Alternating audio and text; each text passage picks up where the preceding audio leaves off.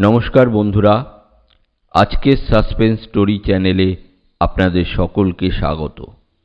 আমাদের গল্পগুলো আপনাদের যদি ভালো লেগে থাকে তাহলে অবশ্যই আমাদের চ্যানেলটিকে সাবস্ক্রাইব করে আমাদের পাশে থাকবেন।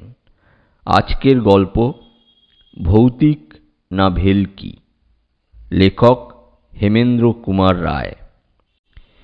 এটি একটি সত্য ঘটনা। প্রখ্যাত হস্তি শিকারী ডব্লিউ বাকলে সাহেব তার big game hunting in central Africa পুস্তকের মধ্যে লিপিবদ্ধ করেছেন। স্মিথ নামে এক শিকারী বন্ধু তার কাছে বলেছিলেন এই গল্পটি। আমরা স্মিথের মুখ থেকেই গল্পটি তুলে দিলাম। হ্যাঁ, আফ্রিকায় অনেক বিচিত্র ঘটনাই ঘটে। তখন আমি ছিলাম কঙ্গো প্রদেশে, যেখানে গ্রিবিঙ্গুই ও চারি নদী পরস্পরের সঙ্গে মিলেছে। সেখানে পেয়েছিলাম একখানা খালি বাড়ি, সাধারণ বাড়ি, তার উপরে ঘাসে ছাওয়া চাল এবং তার চারদিকে বেষ্টন করে বারান্দা। প্রথম দিনে আমার মালপত্র বারান্দাতেই তোলা হলো। পাহারা দেওয়ার জন্য রাত্রে সেখানে রইল দুজন বেয়ারা। রাত 9টা বাজতেই নৈশভোজনের পর শয্যায় গিয়ে আশ্রয় নিলাম এবং ঘুমিয়ে পড়তে বিলম্ব হলো না। কিন্তু খানিক পরেই ঘুম ভেঙে গেল এবং শুনতে পেলাম বাইরে থেকে বন্ধ দরজার উপরে আঁচড়া আঁচড়ির শব্দ হচ্ছে। চেঁচিয়ে জিজ্ঞেস করলাম, কে?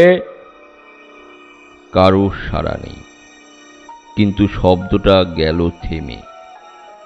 ভাবলাম কোনো জন্তু জানোয়ার হবে, আর মাথা না ঘামিয়ে আবার ঘুমোবার চেষ্টা করলাম।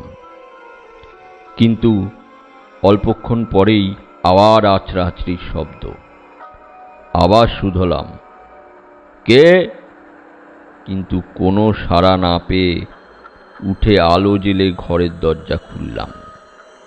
কেউ কোথাও নেই। বারান্দায় শুয়ে ঘুমিয়ে আছে কেবল আমার দুজন বেয়ারা।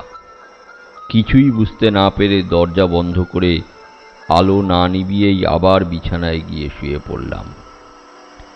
কিন্তু মিনিট কয় যেতে না যেতেই ফের শুরু হলো সেই আঁচড়া আঁচড়ি। এবারে ভারী রাগ হলো। লাফ মেরে বিছানা ছেড়ে গালাগালি দিতে দিতে খুলে ফেললাম ঘরের দরজা। সব ফাঁকা, রাত করছে খাঁখা।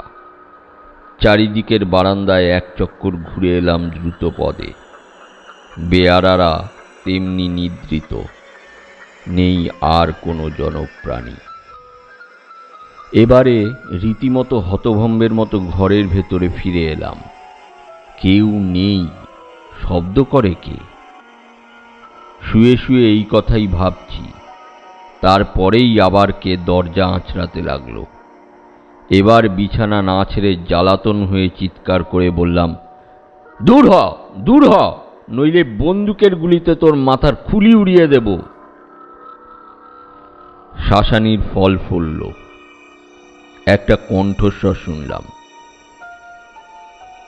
ও মিস্টার স্মিথ, আপনি কি আমাকে ভুলে গিয়েছেন? মনে নেই ঔভাঙ্গিতে আমি আপনাকে যেসব দৃশ্য দেখিয়েছিলাম? সিয়েরা লিওনের একজন কালা আদমির সঙ্গে পরিচয় হয়েছিল। মনে হলো তারই কণ্ঠস্বর। স্থানীয় লোকেদের বিশ্বাস সে হচ্ছে জুজু মানুষ, অলৌকিক জাদু জানে।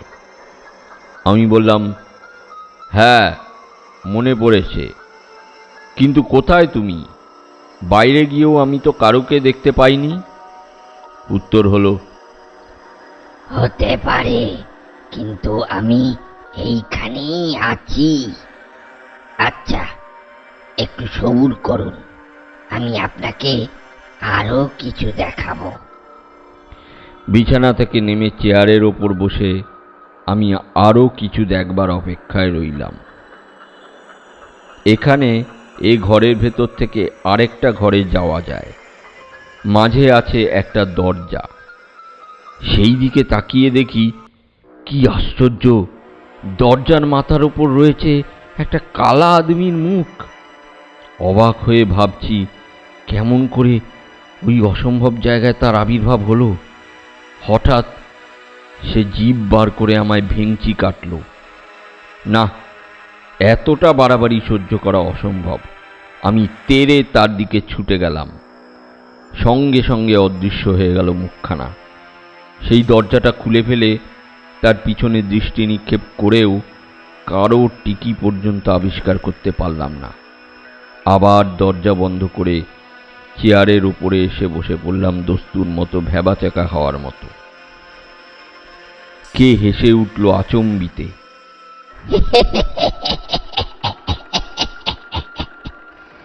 চোখ তুলে দেখি দরজার টঙে আবার সেই কালা মুখ, আবার সে আমাকে ভেঙচি কাটছে।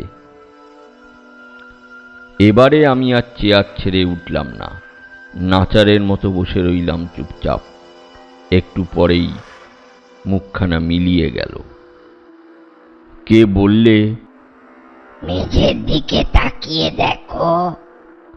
তাকিয়ে দেখলাম মস্ত একটা সাপ সরসর করে আমার দিকেই এগিয়ে আসছে।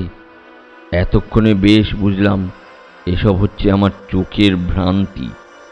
তবু সাপটা যখন চেয়ারের কাছাকাছি এসে পড়ল, আমি তাড়াতাড়ি পা দুটো ওপরে তুলে না নিয়ে থাকতে পারলাম না। পরদিন দুপুরে ডিস্ট্রিক্ট কমিশনার এবং শাসনকর্তা ওখানে ছিল আমার ভোজনের নিমন্ত্রণে। তাদের কাছেই প্রকাশ করলাম গত রাতের কথা। আমিও যা ভেবেছিলাম তারাও তাই বললেন। কেউ আমাকে নিয়ে মজা করছে। তারা আমার সঙ্গে এলেন আমার ঘরটা খানাতল্লাশি করবার জন্য। কিন্তু সারা বাড়ি তন্ন তন্ন করে খুঁজেও কোথাও সন্দেহজনক কিছুই পাওয়া গেল না। শেষে স্থির হলো আজ রাত্রে পাহারাওয়ালারা এই বাড়িখানার চারদিক ঘিরে মোতায়েন থাকবে। এখান থেকে 20 গজ দূরে আছে আরেকখানা বাড়ি, সেখানে হাজির থাকবে 2জন শ্বেতাঙ্গ রাজকর্মচারী। আজও রাত্রে আবার যদি সেই রকম শব্দ হয়, আমি যেন খুব চিৎকার করে বলি, কে ওখানে? তৎক্ষণাৎ শ্বেতাঙ্গ কর্মচারীরা বেগে ছুটে আসবেন এবং বাড়ির চতুর্সীমার মধ্যে কারুকে দেখতে পেলেই পাহারাওয়ালারা বন্দুক থেকে করবে অগ্নিবর্ষণ। আবার রাত এলো। যথাসময়ে আমিও শয্যা গ্রহণ করলাম। কেটে গেল মিনিট 15। তারপরেই শুরু হলো দরজার উপরে সেই আঁচড়া আঁচড়ি। চিৎকার করে উঠলাম আমি উচ্চকণ্ঠে, কে ওখানে? দ্রুত পদে ছুটে এলেন শ্বেতাঙ্গ রাজকর্মচারীরা, হাতে তাদের রিভলভার। পাহারাওয়ালারাও চারিদিকে ছুটোছুটি করতে লাগলো, কিন্তু কাকে ধরবে? কোথাও নেই জনমানব। তারপরেও 1 সপ্তাহ কাল আমি সেই বাড়িতেই বাস করেছিলাম।